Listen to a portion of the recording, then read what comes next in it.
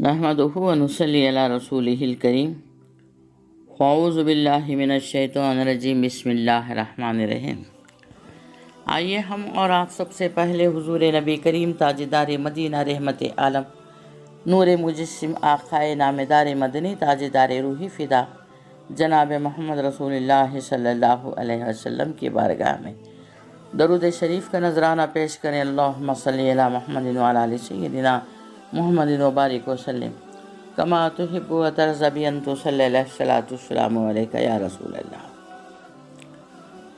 حضرت غوث الاعظم محبوب سبحانی قطب ربانی کے والد ماجد سید ابو صالح بھی ایک ولی کامل تھے۔ آپ کا لقب جنگی دوست تھا۔ کہتے ہیں کہ آپ کو جنگ و جہاد سے بہت انس تھا، اس لیے لوگ آپ کو جنگی دوست کہنے لگے۔ اسی طرح حضرت کی والدہ ماجدہ سیدہ امۃ الجبار ام الخیر حضرت فاطمہ بھی نہایت عابدہ و زاہدہ خاتون تھیں اور انہیں قرب الہی حاصل تھا۔ حضرت ابو صالح اور سیدہ فاطمہ کا عقد نکاح جن حالات میں ہوا انہیں سن کر جہاں قلب مردہ میں شعلہ ایمان فیروزاں ہوتا ہے، وہاں یہ بھی پتہ چلتا ہے کہ حضرت غوث الاعظم کیسی عظیم المرتب اور پاک باز ہستیوں کے فرزند تھے۔ روایت ہے کہ عنوان شباب میں سید ابو صالح اکثر ریاضت و مجاہدات میں مشغول رہتے تھے۔ ایک دفعہ دریا کے کنارے عبادت کر رہے تھے۔ کھانا کھائے ہوئے کئی دن گزر چکے تھے۔ ناگہانی ایک سیب دریا میں بہتا ہوا دکھائی دیا۔ بسم اللہ کہہ کر اسے پکڑ لیا۔ سیب کھانے کے بعد دل نے آواز دی، اے ابو صالح، معلوم نہیں اس سیب کا مالک کون ہے؟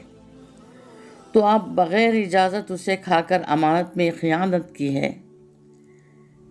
یہ خیال آتے ہی کپڑے جھاڑ کر اٹھ کھڑے ہوئے اور دریا کے کنارے کنارے پانی کے بہاؤ کی مخالفت سمت سیب کے مالک کی تلاش میں چل دیے۔ کئی دن کے سفر کے بعد آپ کو لبے دریا ایک وسیع باغ نظر آیا۔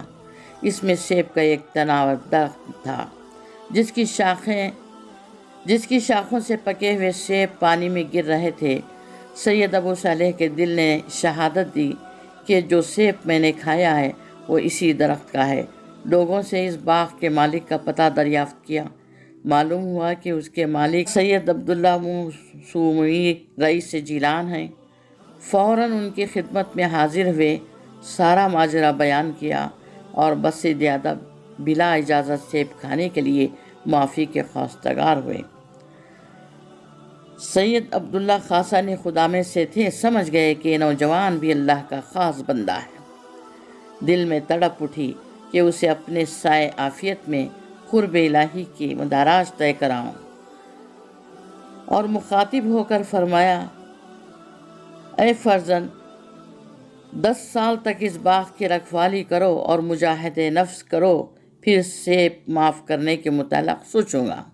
حضرت ابو صالح راضی ہو گئے، اللہ کی رضا کے لیے راضی ہو گئے، فوراً یہ شرط منظور کر لی اور 10 سال تک سید عبداللہ سومی کے زیر سائے مداراج سلوک طے کرتے رہے۔ 10 برس کے بعد سید عبداللہ کی خدمت میں حاضر ہوئے اور سیب کی معافی کی درخواست کی۔ انہوں نے فرمایا، نہیں، ابھی 2 سال اور میری خدمت میں رہو، پھر تمہارے معاملے کے متعلق سوچیں گے۔ سید ابو صالح نے یہ 2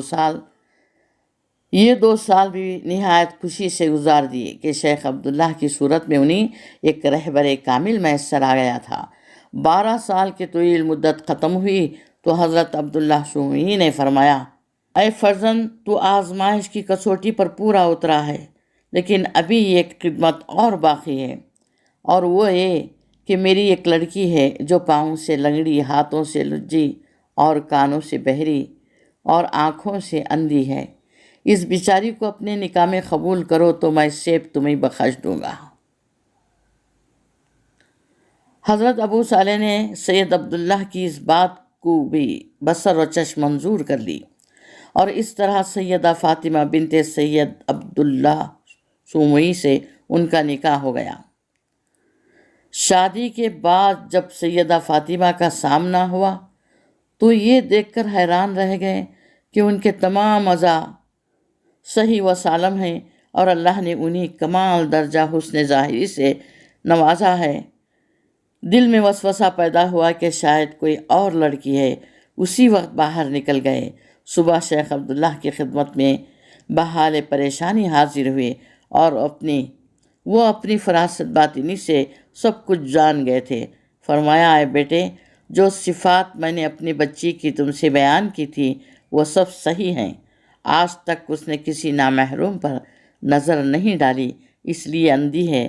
آج تک اس نے خلاف حق کوئی بات نہیں سنی، اس لیے بہری ہے۔ آج تک گھر سے باہر قدم نہیں نکالا، اس لیے لنگڑی ہے۔ اور آج تک خلاف شرع اس نے کوئی کام نہیں کیا، اس لیے ننجی ہے۔ شیخ ابو صالح بھی سمجھ گئے اور ان کے دل میں اپنی بیوی کے لیے کمال درجہ محبت و عزت پیدا ہو گئی۔ اس طرح بیک خیر و خوبی ان دونوں پاک باز ہستیوں کی رفاقت حیات کا آغاز ہوا۔ سبحان اللہ۔